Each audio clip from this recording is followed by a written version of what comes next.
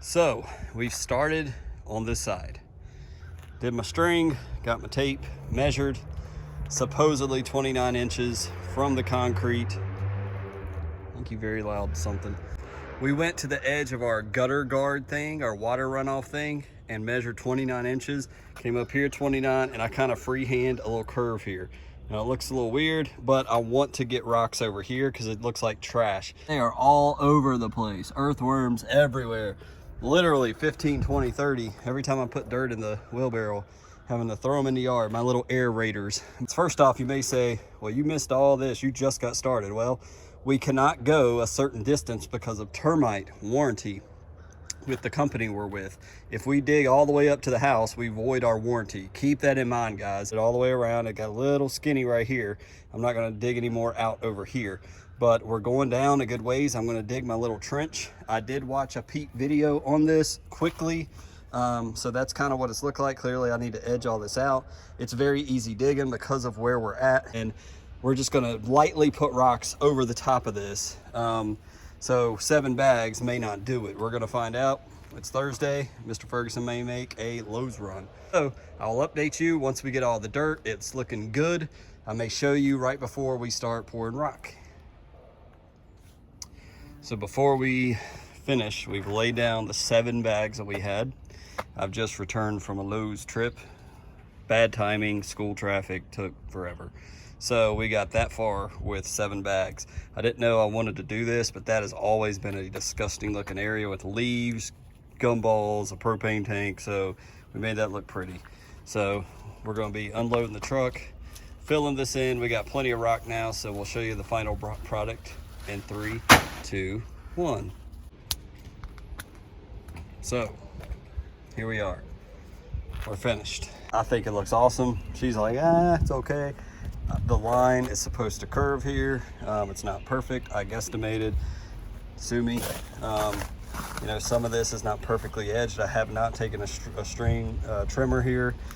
Clearly, you guys have seen over and over, this issue struggles for grass. So I'm gonna have to work hard to try to boost this. It's been stomped and stepped on. So I'm gonna try to level this a little bit, but it looks awesome to me. The line, it may go out a smidge if you're standing here eyeing it, but this is the back of our property. Nobody cares but me and my wife, and our neighbors over here might come out on their porch and look and say, oh, cool, they put rock down, and that's it. Nobody's gonna investigate it. So if it's me, I don't, you know, if it's not visible to the road, it's okay. So this looks way better. So now when I'm filming, you guys don't have to look at that. We need to improve this little area, especially this fall. I'll have to be careful aerating this section. I don't want to knock my edges over. Let me know what you think. If I'm missing something, let me know. And it looks to me so much better. Especially if we want to sell the home and they come out here and they see something like that, like, oh, it makes the yard, I think, stand out. You don't just see this bald patch area like you guys see on film, and then you see the beautiful yard. So this is going to drive me nuts until I get it going. So mission accomplished. Thank you, Jesus. Money out the pocket.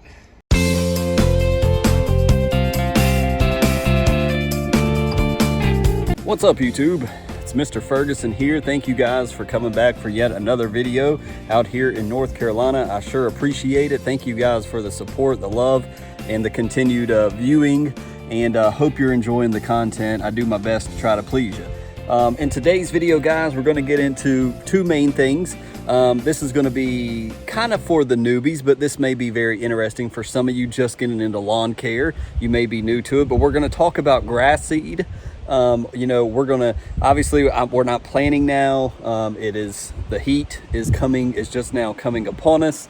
But I want to prepare you for the fall. If you're new, if you're one of those people we've talked about in previous videos that's wanting to have a nice yard, you're waiting to the fall to plant, does going to Lowe's and Home Depot and grabbing a bag of Scott's make a difference than going to GCI Turf or Jonathan Green?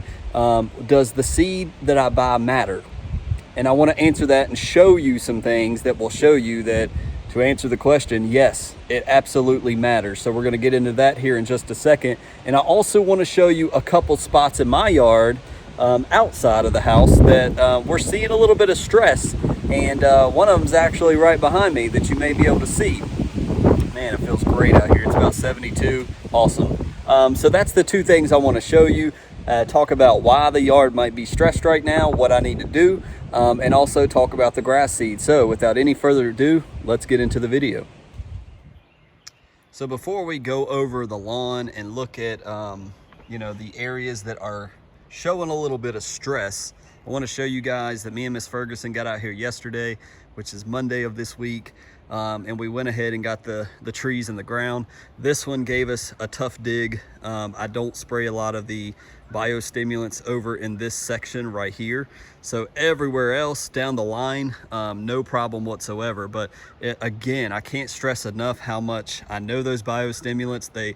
You're like, man, is this working? You look at your soil test and you say, okay, it does say and it's doing something, but oh my goodness, the dig is totally different from these that I didn't really spray a lot over here of the biostimulants, where I did spray everywhere else we were digging. It was night and day difference. The darker soil, it's more loose. It was easier to pull the sod up and transfer it. You may be even able to see it down there sticking up on that dirt patch. It will likely die if I don't really try to take care of it. But just wanted to show that to you. The biostimulants, if you're able to purchase them, if you're able to spray them, huge difference to the dirt. If you're a newbie, you're trying to get ready, fall, you're preparing for your fall throwdown of your seed and getting ready, I can't stress enough, look into the biostimulants, the RGS, the Humic 12, the Aerate, and the Microgreen. If you can get a gallon of each, it's the 4-box package for around $100. Begin to apply that to your ground. You're gonna see a difference. I guarantee you. I'm only in year 2 of using them, and man, it is made a world of difference. So just wanted to show you guys that. So when we come over here and we're talking about stress, it's not a major issue.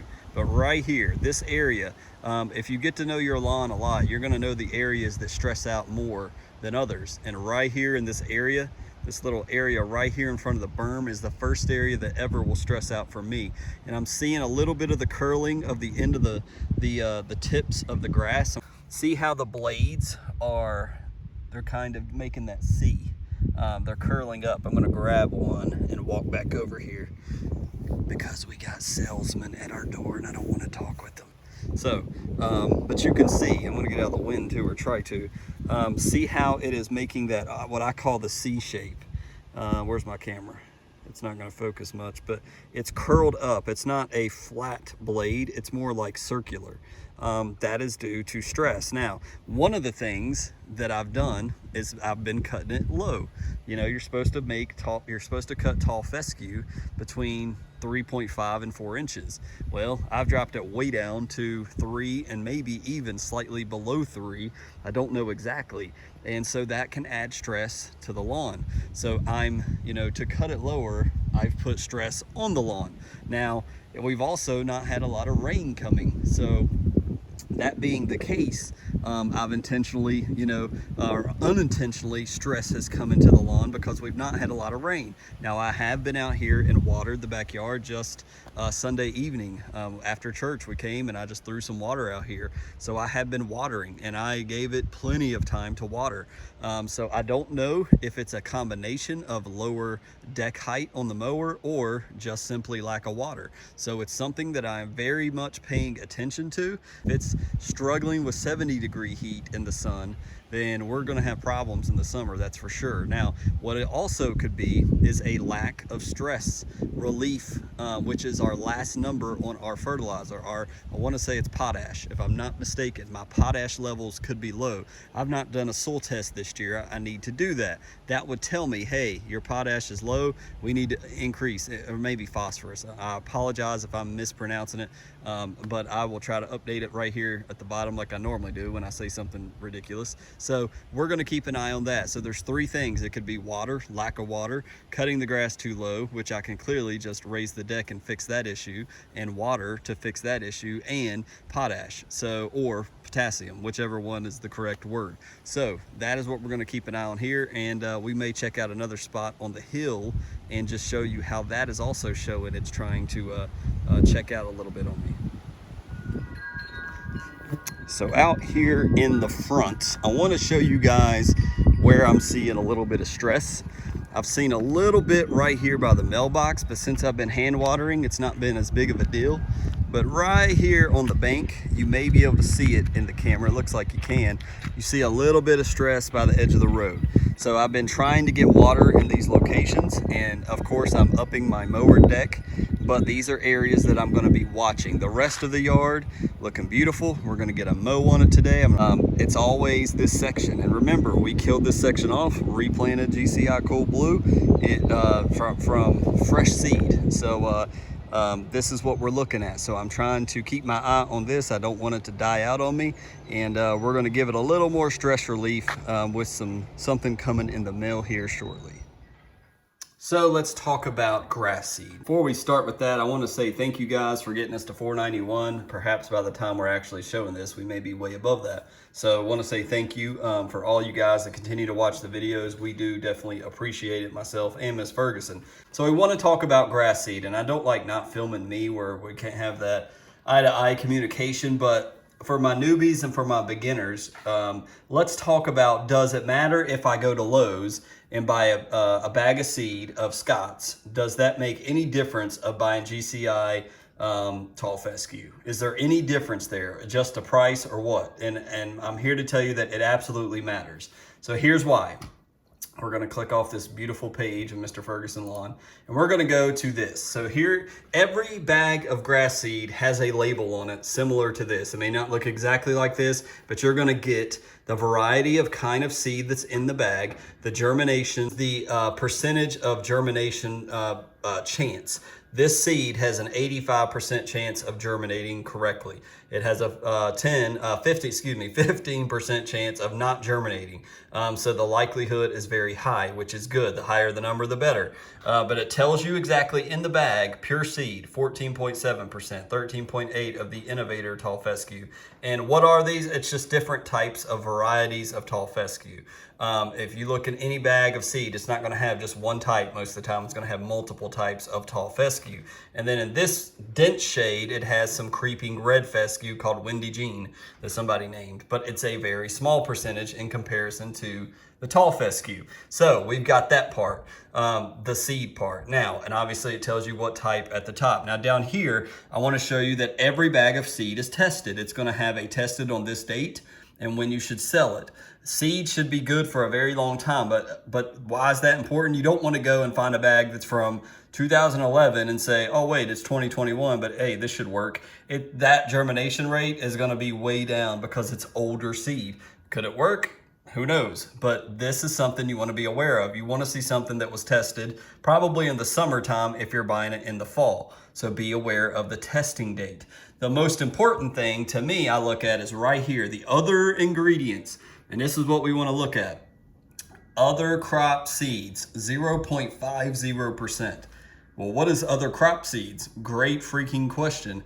It could be wheat, it could be poa annua, it could be who knows, but it's not tall fescue seed. It's other crop seeds. So you've got not 1%, but 0.5% of some other type of mystery seeds in this bag. So you're going to be sowing, tall fescue, but you've also got a small chance to have a seed be thrown down in your lawn of something of a mystery crop. We don't know what it is. Then, of course, Scott's does the water smart coating. It's talking about that. Inert matter, that's like filler. No big deal there. But then you got weed seed specifically, 0.01%. So you do have a percentage of just straight up weed seeds in this bag. Without a doubt, 100% chance that you're going to have weed seed in this bag because it's 0.01%. It's not large, but you're going to have weed seed sown. You're basically throwing weed seeds into the yard. And over here, you got other crop seeds, a mix of something you don't know what it is. Noxious weed seeds, none found. Now, what does this normally say? Sometimes I've seen it where it says poa annua. My gosh, if you find anything that says noxious weed seeds, poa annua found, put the bag down and run away. Who wants to throw poa annua in their yard? That's ridiculous. So this is a Scott's, very popular brand, not knocking Scott's, but the label tells you what's in the bag. You need to pay attention to this before you make a purchase. So let's go over to GCI, to Pete's website, and I've made this bigger so we can see it. Same thing, like we just talked. This is his 25-pound Cool Blue mix. It tells you it's Thor, tall fescue, black-tailed tall fescue, falcon. Here's the percentage, 90% germination rate, so even better than Scott's. So you're getting an even better germination rate there. And then clearly down here, the test rate, it will be on the bag. Yeah, there it is, 0320. So this is an example there. And I don't know if it'll have a sell-by date, but there's his date of where Pete tested it or where someone tested the seed. And then you've got other crop seeds, 0. Weed seeds, 0. Inert matter, yes, you got 1.6% of that filler. Noxious weeds per pound, none. So Pete's seed is guaranteed to have no other mystery seeds. It's going to be fescue and bluegrass, 100% guaranteed, with no weed seeds and no noxious seeds in them. Guaranteed. And that is the price that you're looking at for a 25-pound bag. Actually, let's look and see what it's running. 94 bucks. At a 50-pound bag, or excuse me, he changed it to 45. It's 149. They have jacked the prices up. This is not Pete's price.